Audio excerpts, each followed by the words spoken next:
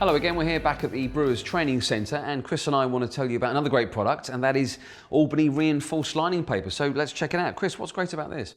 Reinforced lining paper is almost twice as strong as your standard lining paper because it has textile fibres running through the middle of it. Okay. It's also permeable, so when it's in position it allows the wool to breathe through.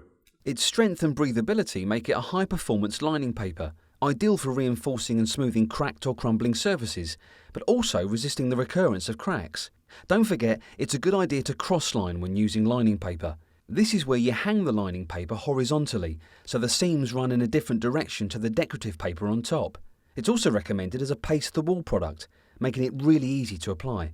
And it's worth noting that this paper contains no PVC whatsoever and comes from very sustained, manageable sources, which is a great consideration. And in years to come, when you're done with it, it's dry strippable as well, which is a benefit. So for information on this and any other Brewers products, just pop into your local branch. See you again.